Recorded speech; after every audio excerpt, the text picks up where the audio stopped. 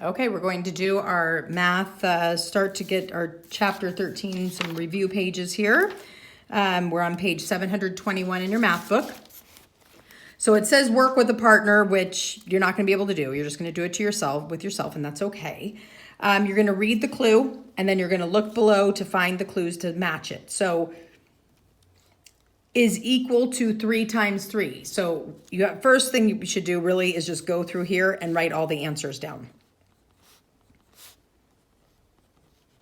Okay, so that's the first step, is to go through here. Obviously 3 times 3 is 9, 4 times 4 is 16. I'm not going to do all of them because you know your multiplication and division. You're going to do that. Okay, and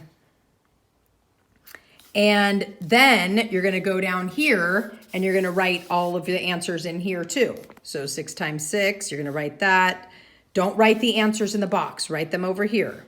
Okay, so 6 times 6, right? 36s. So you're going to write the answers all over there. Okay.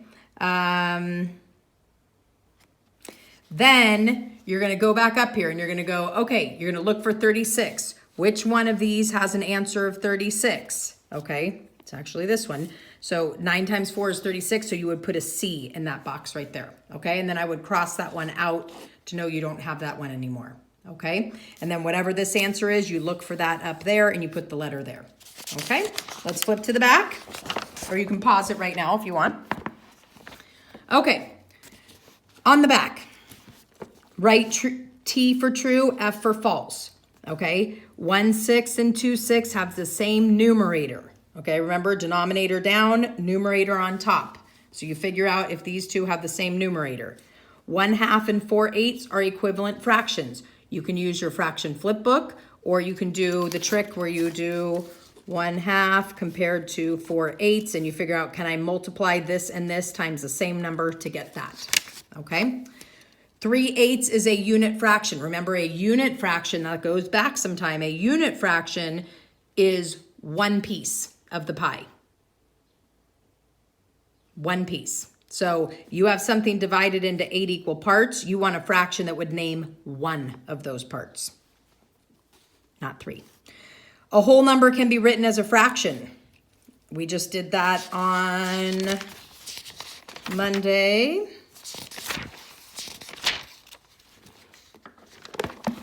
Taking whole numbers and writing them as fractions. Whole numbers, writing as fraction. Whole numbers, writing them as fractions.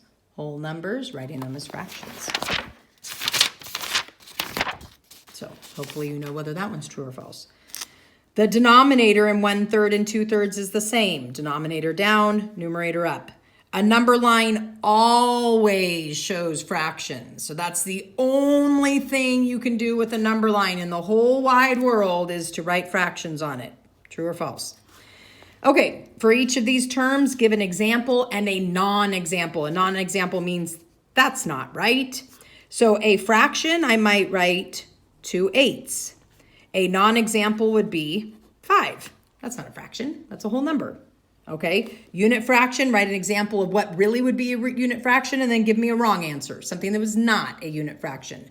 Equivalent fractions, you're going to write a fraction here equal to a fraction here that's true. Over here, you're going to write 2 fractions that are not equivalent. Okay. Use at least 2 terms from the word list to explain how to compare 1/2 and 1/3. So you want to try to use either denominator, equivalent fraction, the word fraction, number line, numerator, and unit fraction. So you're telling me whether 1/2 or 1/3 is greater. Okay. And in doing so, and in explaining to me how you're going to figure out whether 1/2 or 1/3 is greater, I want you to try to use 2 of these words up here. Okay, great job.